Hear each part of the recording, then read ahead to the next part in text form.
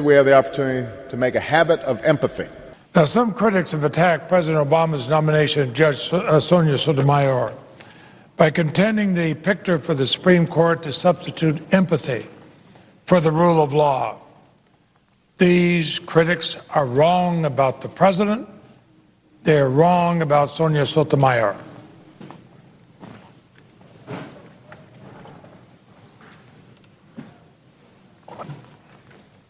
Let's leave out the rhetoric and go to the facts. When the president announced his choice of Judge Sotomayor 10 weeks ago, he focused on the qualities he sought in a nominee. He started with rigorous intellect and a mastery of the law. We should all agree with that.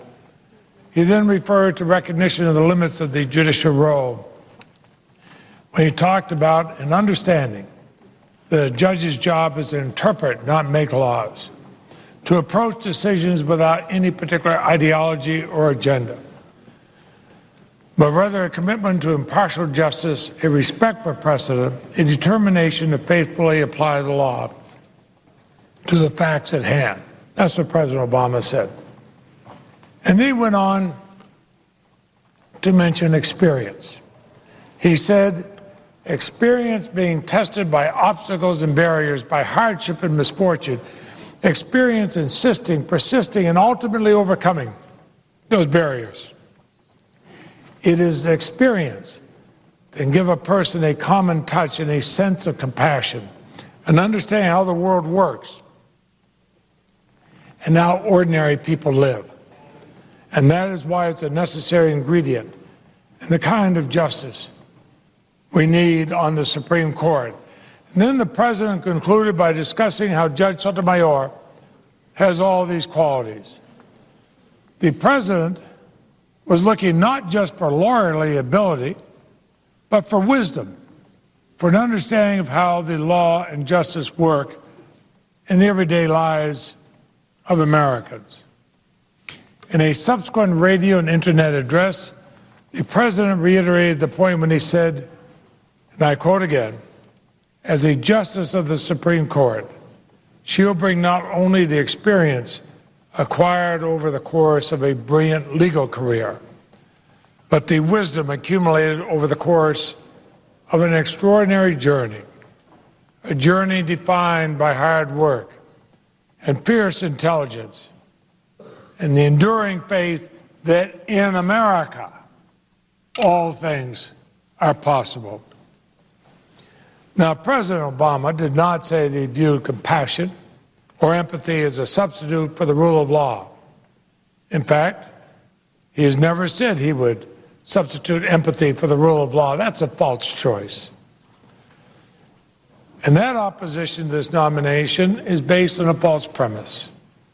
When she was first named, Judge Sotomayor said, I firmly believe in the rule of law as the foundation for all our basic rights. Judge Sotomayor reiterated time and time again during her confirmation hearing her fidelity to the rule of law. She said, judges can't rely on what's in their heart. They don't determine the law. Congress makes the law. The job of the judge is to apply the law. And so it's not the heart that compels conclusions in cases, it's the law. The judge applies the law to the facts before that judge. And those who, after 4 days of hearing, would ignore her testimony should at least take heed of her record as a judge. Judge Sotomayor has demonstrated her fairness and impartiality during her 17 years as a judge. She has followed the law. There is no record of her substituting her personal views for the law. The many independent studies that have closely examined Judge Sotomayor's record have concluded that it's a record of applying the law, not of bias. What she has said, and what we should all acknowledge, is the value her background brings to her as a judge and would bring to her as a justice, our first Latina justice. Judge Sotomayor is certainly not the first nominee to discuss how her background has shaped her character. Justice O'Connor has acknowledged we're all creatures of our upbringing. We bring whatever we are as people to a job like the Supreme Court. Everybody knows that, Mr. President, just as all 100 of us bring who we are to the United States Supreme Court, to the United States Senate. Many recent justices have spoken of their life experiences as influential factors in how they approach the bench. Justice Alito and Justice Thomas, nominated by Republican presidents, did so famously at their confirmation hearings, and then they were praised by the Republican side of the aisle for doing so. Indeed, when the first President Bush nominated Justice Thomas to the Supreme Court, he touted him as an intelligent person who has great empathy. Some of those choosing to oppose this historic nomination have tried to justify their opposition by falsely contending that President Obama is pitting empathy against the rule of law. Not so. Not so. This president and this nominee are committed to the rule of law.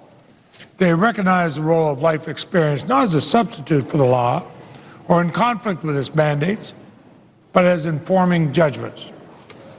What is really at play is not a new Obama empathy standard with respect to judicial selection, but rather a double standard being applied by those who supported the nomination of Justice Alito and Justice Thomas, but choose to oppose the historic nomination of Judge Sonia Sotomayor.